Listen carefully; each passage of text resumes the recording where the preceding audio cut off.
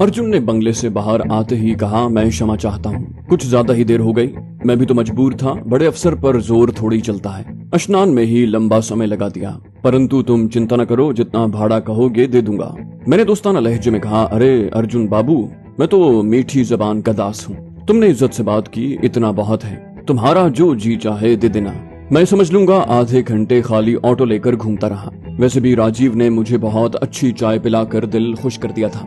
उससे बहुत मजे की गपशप भी हुई, वक्त गुजरने का पता ही न चला। मेरी बात सुनकर वो खुश हो गया, बोला, यार तुम हो बहुत भले आदमी, नाम क्या है तुम्हारा? मैंने अपना नया नाम बताया। उसने कहा, रोहित भैया, मैं उसी बंगले में मुलाजिम हूँ जहाँ से तुमने मुझे उठाया था। किसी कष्ट में फंस जाओ तो बताना, कुछ न कुछ काम तो आ ही जाऊंगा। इस पर मैंने वही कहानी दोहरा दी जो राजीव को सुना चुका था। उसने लक्ष्मी नरोला का जिक्र किए बगैर मेरे लिए ड्राइवर की अच्छी सी नौकरी तलाश करने का वादा किया।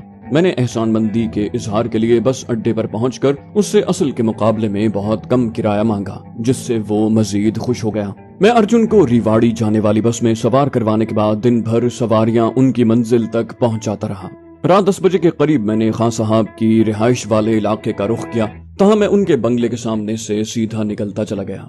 मुझे गेट की सलाखों से अहाते में खड़ी उनकी गाड़ी नजर आ गई थी, जिसका मतलब ये था कि वो घर पर ही हैं। मैंने उनके दौलत खाने के सामने सड़क के पार वाक़े कदीम तर्ज के बंगले पर भी सरसरी सी नजर डाली। मुझे वहाँ किसी ज़ीरूह की मौजूदगी के आसार नजर न आए। मैं ऑटो को उस बाजार नुमा इलाके में ले गया जहाँ अर्जुन ने अपने साथी के साथ शराबो कबाब की महफिल जमाई थी। वहाँ मुझे पहले से भी ज्यादा चहल पहल दिखाई दी। मैंने पूरे इलाके का चक्कर लगाया और फिर टायर में पंक्चर लगाने की एक बड़ी सी दुकान के पहलू में वाक़े तंग गलियारे में मोड़कर ऑटो का इंजन बंद कर दिया। मैं ये जगह पहले ही ताड़ गया था। यहाँ कई और गाड़ियां और ऑटो भी खड़े थे, जिनमें से कुछ पर चादरें चढ़ी हुई थी। मैंने ऑटो की चाबी निकाल कर जेब में रखी और एक चाय खाने में जा घुसा। अगले घंटे भर में बिस्किट और पेस्ट्री के साथ 2 प्याली चाय पीने के बाद मैं वहाँ से निकल आया। हस्बे तवक्को उस इलाके के अलावा बाकी पूरी आबादी सन्नाटे में डूबी हुई थी। हर तरफ हू का सा आलम था। मैं वहाँ से खान साहब के बंगले की तरफ चल दिया। मेरी कोशिश थी कि जल्द से जल्द बड़ी सड़क छोड़ दूं, क्योंकि मुझे डर था कि गुज़श्ता रात यहाँ से लगभग 2 मील के फासले पर दोनों संतरियों के साथ जो कुछ मैं करके गया, उसके रद्द-ए-अमल के तौर पर पुलिस ने आसपास इलाकों में शबीना गश्त न बढ़ा दिया हो। अगर ऐसा था भी तो मेरा पुलिस की किसी गश्ती पार्टी से मुठभेड़ नहीं हुई। पहले की तरह कई गली पहले मैं अकबी सड़क पर मुड़ गया। बज़ाहिर उस निस्बतन तंग सड़क पर, जिसके दोनों तरफ जगह जगह छोटे बड़े दरख्त और पेड़ पौधे उगे हुए थे और बिजली के खंभों पर रोशन कुमकुमों की ताकत और तादाद भी इंतहाई नाकाफी थी। मुझे बखूबी एहसास था कि जहाँ ये माहौल मेरे लिए इंतहाई साजगार था, वहीं किसी शब्बेदार इलाका मकीन की नजरों में आना मेरे लिए मुसीबत भी बन सकता था। खान साहब का बंगला करीब आने पर मैं एक घने दरख्त के नीचे ठहर गया और बगौर आसपास का जायजा लेने लगा। दूर दूर तक नीम तारीकी और सन्नाटे का राज था। रात सर्द से सर्द तर होती जा रही थी। शायद इसीलिए सारी मखलूक खुदा अपने अपने ठिकानों में दुबकी हुई थी। पूरी तरह मुतमईन होने के बाद मैं आगे बढ़ा। बंगले के अकबी गेट के पास पहुंचकर मैंने एक बार फिर इर्द गिर्द का जायजा और कोई निगरान आंख बज़ाहिर गैर मौजूद पाकर हत्तुल इम्कान फुर्ती से गेट पर चढ़कर दूसरी तरफ उतर गया। बंगले का अकबी हिस्सा मेरी नजरों के सामने था। मैं निस्बतन बेफिक्री से आगे बढ़ा। मेरा रुख अकबी बरामदे की तरफ था। मेरी आंखें नीम तारीकी से बखूबी मानूस थीं, लिहाजा मुझे फौरन पता चला कि वहां से फर्नीचर और काठ कबाड़ हटाया जा चुका है। मैंने आगे बढ़कर अकबी दरवाजे को धक्का दिया तो वो खुलता चला गया। मैंने पिस्तौल निकालने की कोशिश न की, ताहम मैं सिर्फ लम्हा भर में पिस्तौल का दस्ता अपनी गिरफ्त में ले सकता था। मैंने देखा कि अंदर कम रोशनी का एक बल्ब रोशन है। मैंने जैसे ही अंदर दाखिल होकर अकबी दरवाजा बंद किया, मुझे गालिबन स्टोर रूम के तौर पर ज़ेरे इस्तेमाल उस छोटे से कमरे के घर की तरफ खुलने वाले दरवाजे पर आहट महसूस हुई। मेरी तवक्को के ऐन मुताबिक खान साहब और खानम वहाँ मौजूद थे। खान साहब उस वक्त मुझे गुज़श्ता रोज के मुकाबले में ज्यादा हशाश बशाश और तरोताजा दिखाई दिए। खानम के चेहरे पर भी खुशगवार मुस्कुराहट थी। खान साहब ने बगौर मेरा जायजा लिया और अपनायत भरे लहजे में कहा, खुशामदीद छोटे भाई, तुम्हारे चेहरे पर मौजूद इत्मीनान बता रहा है कि रास्ते में कोई मुश्किल दरपेश नहीं हुई। उनकी बात खानम ने आगे बढ़ाई। बोले, ये अलग बात है कि हमें कल से अब तक मुसलसल फिक्र लाहक रही है कि कहीं यहाँ से जाते हुए आप किसी मुसीबत में गिरफ्तार न हो गए हों। आप बहुत रात गए यहाँ से रवाना हुए थे।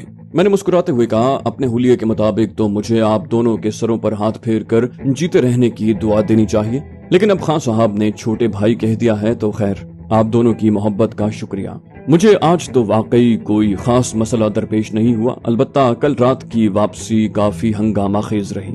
اگر تفصیل جاننا ہے تو مجھے اپنی نشست گاہ میں لے چلیے، میں کافی ٹھنڈ سہتا ہوا یہاں تک آیا ہوں۔ میری بات سن کر وہ دونوں واقعی شرمندہ سے ہو گئے۔ ہم تینوں گزشتہ رات والے کشادہ کمرے میں آئے۔ اس مرتبہ وہاں پہلے سے گاؤ تکیوں کے ساتھ کمبل موجود تھے۔ خشک میووں سے لبریز تھالی ہمارے بیٹھتے ہی خانم نے مہیا کر دی۔ انہوں نے مجھے تنبیہی نظروں سے گھورتے ہوئے کہا، میں چائے چڑھا کر آتی ہوں۔ خبردار جو میرے آنے سے پہلے خان صاحب کو اپنے ایڈونچرز کے بارے میں کچھ بتایا۔ میں نے کہا ابھی چائے کی ضرورت نہیں ہے، یہاں تک آنے سے پہلے وقت گزاری کے لیے گزشتہ 1-1.5 گھنٹے میں 2 کپ چائے، بسکٹ وغیرہ سے اپنی تواضع کر چکا ہوں۔ ہاں، میوہ جات سے پورا انصاف کروں گا۔ میرے اصرار پر وہ اپنا ارادہ ترک کر کے ہمارے پاس بیٹھ گئیں۔ میں نے تفصیل سے گزشتہ رات کی داستان سنائی۔ اس دوران میں ان کے چہروں کے بدلتے تاثرات دیکھ کر لطف اندوز ہوتا رہا۔ خانم خصوصاً خاصی ہیجان زدہ نظر آئیں۔ بالآخر تمت بالخیر کی نوید سن کر انہوں نے اطمینان کا سانس لیا۔ خان صاحب نے مسکراتے ہوئے کہا، لگتا ہے ہنگامے جناب کے ساتھ ساتھ چلتے ہیں، لیکن اللہ کی کرم نوازی ہے کہ وہ گلو خلاصی کا راستہ بھی مہیا کر دیتا ہے۔ خانم نے کہا، خان صاحب نے آپ کے بارے میں بتایا تو تھا، لیکن اب یقین ہوا ہے کہ آپ تو واقعی سیکرٹ ایجنٹ ٹائپ کی شخصیت ہیں۔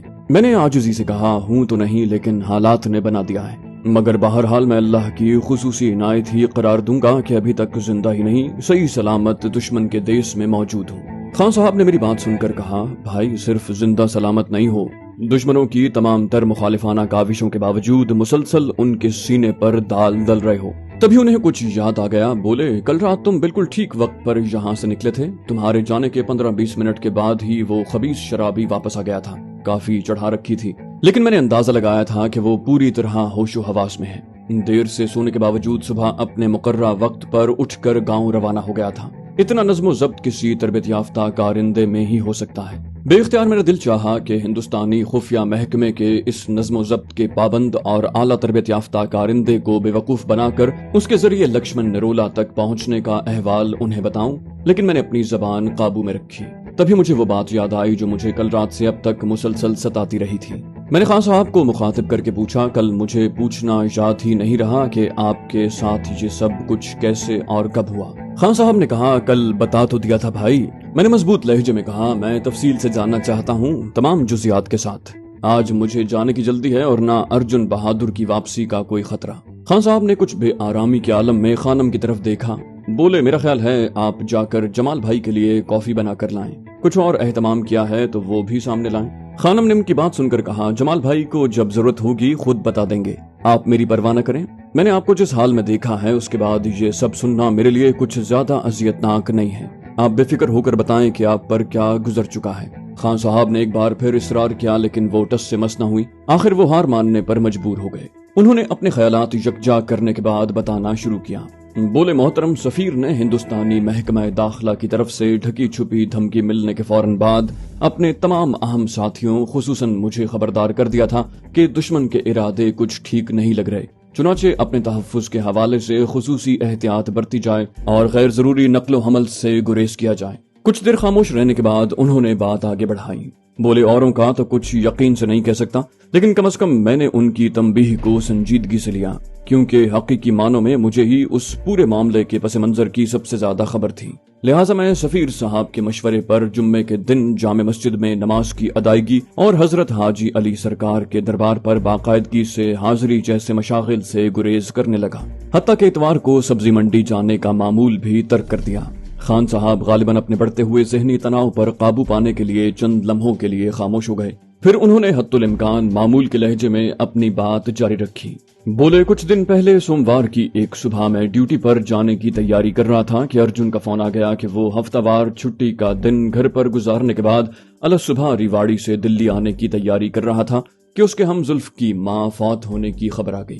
سسرالی رشتہ دار کا نازک معاملہ ہے، لہٰذا اسے فوری طور پر تعزیت اور آخری رسومات کے لیے نارنول جانا پڑ رہا ہے۔ خان صاحب نے چند گھونٹ پانی پی کر حلق تر کیا اور پھر بات آگے بڑھائی۔ بولے یہ کوئی غیر معمولی بات نہیں تھی، میں خود بھی گاڑی چلا لیتا ہوں، لیکن مسئلہ یہ تھا کہ وہ خبیث گاڑی کی واحد چابی بھی اپنے ساتھ لے گیا تھا۔ مجھے غصہ تو بہت آیا، لیکن میں جانتا تھا کہ وہ کوئی عام ڈرائیور نہیں ہے جسے کان پکڑ کر نوکری سے نکال باہر کروں، لہٰذا میں زہر کے گھونٹ پی کر رہ گیا۔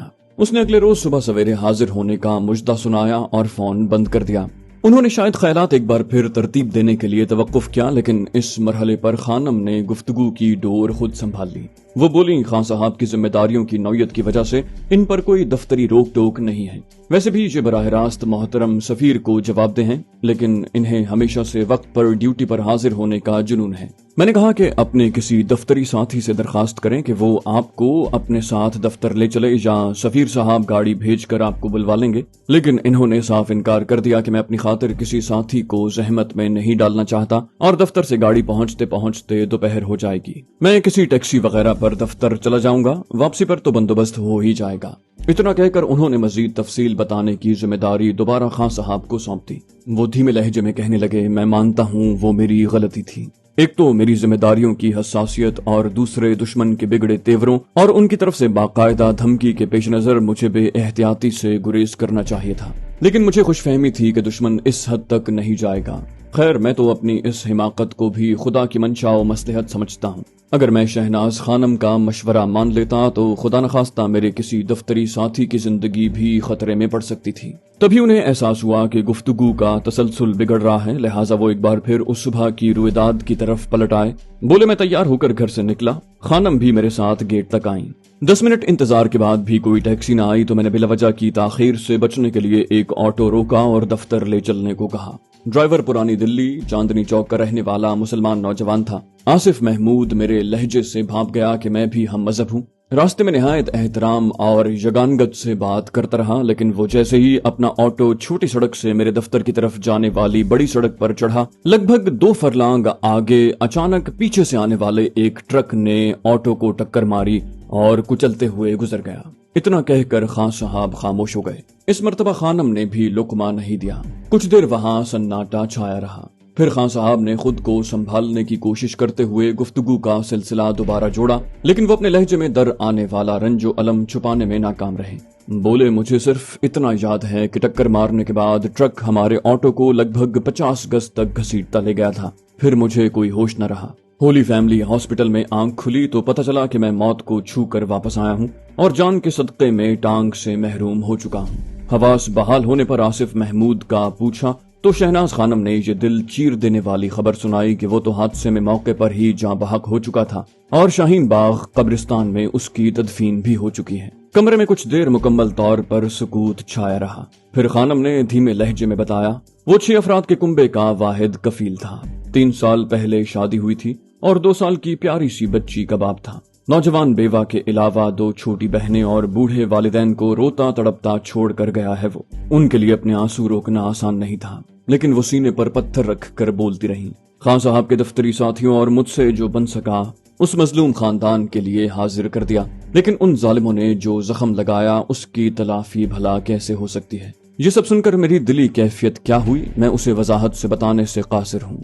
بس یوں سمجھ لیں ان باتوں نے دل چیر کر رکھ دیا، لیکن کچھ ہی دیر میں رنج و غم کی جگہ میرے دل و دماغ میں غیظ و غضب کی آتشی ہواؤں کے جھکڑ چلنے لگے۔ وہ لکشمن نرولا میرے قیاس سے کہیں زیادہ بدخصلت بھیڑیا ثابت ہوا تھا، جو انتقام کی آگ میں اس قدر اندھا ہو گیا تھا کہ خان صاحب کی جان لینے کی دھن میں اپنے ایک ہم وطن نوجوان کی زندگی کی پرواہ بھی نہ کی تھی۔ بلا شبہ یہ شخص بدترین عبرتناک موت کا مستحق تھا، لیکن اس کا اعلی کار وہ لعنتی ارجن بھی اس بھیانک جرم اور قتل ناحق میں برابر کا شریک تھا۔ مجھے خان صاحب نے خیالات سے چونکا دیا۔ وہ غالباً موضوع بدلنے کے لیے کہہ رہے تھے۔ بولے، یار تم نے یہ تو ابھی تک نہیں بتایا کہ کسی کام سے میری طرف آئے تھے یا اس طرف سے گزرتے ہوئے مجھ ناچیز سے ملنے کا خیال آ گیا۔ ان کی بات سن کر میں چونکا۔ میں کیا سوچ کر منڈی گوبند گڑھ سے نکلا تھا اور زندگی مجھے گھیر کر کس دردناک سانحے سے روشناس کر گئی ہے۔ میں نے اپنے خیالات جگجا کرتے ہوئے کہنا شروع کیا۔ خان صاحب، میں نے ایک خبر پڑھی تھی جس نے مجھے بےتاب کر دیا ہے۔ وہ بظاہر چھوٹی سی خبر میرے دماغ پر ایٹمی بم کی طرح گری ہے، اور میں ابھی تک حیران ہوں کہ دشمن دیش میں رہ کر اپنے وطن کے تحفظ کے لیے ہمہ وقت جان کی بازی لگانے والے میرے ساتھیوں میں سے کسی نے مجھے پاکستان کی سلامتی کے لیے شاید ہندوستانی طیارہ بردار جہاز INS وکرانت سے بھی زیادہ خطرناک اس حربے کے بارے میں نہیں بتایا۔ اس سے پہلے کہ وہ میری سوالیہ نظروں کے جواب میں کچھ کہتے، میں نے کہا، میں نے دی انڈین ایکسپریس کے چندی گڑھ ایڈیشن میں پڑھا ہے کہ ہندوستانی جنگی طیارہ ساز ادارہ ہندوستان ایئر کرافٹ کمپنی کی طرف سے ملک میں مقامی طور پر تیار کردہ پہلا فائٹر بمبار طیارہ HLA ماروت اپنی پہلی آزمائشی پرواز کے لیے تیار ہے، اور سرکار کی طرف سے منظوری ملنے پر بہت جلد یہ پہلی مرتبہ فضا میں بلند ہوگا۔ اس طرح ہندوستان ایشیا میں پہلا جنگی طیارہ ساز بننے کا اعزاز حاصل کر لے گا۔ میری بات سن کر خان صاحب چونکے، تاہم انہوں نے مجھے بات پوری کرنے دی، پھر گہری سانس بھر کر کہا، بھائی میں ضرور بتاتا، تمہیں نہیں بتاتا تو اور کس کو بتاتا؟ لیکن جب پچھلی بار تم یہاں تھے تو سفیر صاحب ایک ذاتی مسئلے کے سلسلے میں پاکستان گئے ہوئے تھے اور ان کی اجازت کے بغیر میں کوئی قدم نہ اٹھاتا۔ پھر تمہاری بامبے روانگی کا وقت آ گیا اور میرے پاس تم سے رابطے کا کوئی یقینی طریقہ تو تھا نہیں، اور ویسے بھی اب اس منصوبے کی لگ بھگ تکمیل کے بعد ہماری حکومت اس کو روکنے یا تلف کرنے میں دلچسپی کھو بیٹھی ہے۔ حالانکہ سفارتی حلقوں کی اطلاعات کے مطابق ہمارا دوست پڑوسی ملک چین بھی اس عسکری منصوبے کو اپنی سلامتی کے لیے خطرہ سمجھتا ہے۔ میں نے کہا، میں جانتا ہوں کہ یہ انتہائی خفیہ راز ہے، لیکن اگر آپ میرے علم میں اضافہ کر سکیں تو میں از حد احسان مند ہوں گا۔ انہوں نے ہلکا سا قہقہہ لگا کر کہا، اب تو ہم سے زیادہ تمہارے پاس ملک کی سلامتی سے متعلق حساس راز موجود ہیں چھوٹے بھائی، پوچھو، میں تم سے کچھ نہیں چھپاؤں گا۔ میں نے الفاظ کا احتیاط سے انتخاب کرتے ہوئے نپے تلے لہجے میں کہا، خان صاحب، یہ بات تو کسی بچے کو بھی معلوم ہے کہ ہندوستان کے اندر ایک جدید سپر سونک فائٹر طیارہ ڈیزائن کرنے اور پھر اس کی تیاری کا اتنا بڑا منصوبہ راتوں رات تو نہیں بنا ہوگا، اس کو عملی شکل دینے میں ہی کئی سال لگ گئے ہوں گے۔ کیا یہ راز آپ سے مکمل طور پر پوشیدہ رہا؟ میں نے ان کی طرف دیکھا اور ایک بار پھر بات آگے بڑھائی۔ میں نے کہا، میں جانتا ہوں آپ لوگوں نے یقیناً پتہ لگا لیا ہوگا، لیکن میں یہ جاننا چاہتا ہوں کہ اس منصوبے کو ناکام بنانے کے لیے کیا آپ لوگوں کی طرف سے کوئی عملی اقدامات نہیں کیے گئے؟ اگر کوششیں کی گئی ہیں تو ان کا کیا نتیجہ نکلا؟ اس خبر سے صاف ظاہر ہے کہ آپ لوگ ناکام رہے ہوں گے، لیکن کیا پھر آپ لوگ ہاتھ پر ہاتھ دھرے بیٹھ گئے اور اپنے ازلی دشمن کو ناقابل تسخیر بننے کی کھلی چھوٹ دے دی؟ اگر آپ کو میری بات بری لگی ہو تو میں معافی چاہتا ہوں۔ خان صاحب بات پوری سننے کے بعد بھی خاصی دیر خاموش بیٹھے رہے۔ بالآخر انہوں نے تھکے تھکے لہجے میں کہا، مجھے تمہاری دلی کیفیت کا پورا احساس ہے بھائی، تم نے تو اب یہ خبر پڑھی ہے، ہمارے دلوں پر تو کئی سالوں سے یہ چھریاں چل رہی ہیں۔ 2 سال پہلے میرے پیش رو اکرام بھائی اپنا چارج مجھے سونپ کر رخصت ہو رہے تھے تو انہوں نے اسی موضوع پر سب سے تفصیل سے مجھ سے بات کی تھی۔ وہ خیال مربوط کرنے کے بعد دوبارہ گویا ہوئے، بولے، انہوں نے بتایا تھا کہ ہندوستان ایئر کرافٹ لمیٹڈ پہلے صرف تربیتی طیارے بناتی تھی، لیکن اس نے 1950 کی دہائی میں ہی دیسی ساختہ فائٹر طیارہ تیار کرنے کی کوششیں شروع کر دی تھیں۔ لیکن جب نہرو کی زیر قیادت ہندوستانی سرکار کی طرف سے ہندوستانی وایو سینا یعنی ایئر فورس کو آواز کی رفتار سے کم دگنی تیزی سے یعنی ماک 2 کی طاقت کے حامل فائٹر طیاروں کی تیاری کا حکم ملا تو اس سمت تیزی سے پیش رفت شروع کر دی گئی۔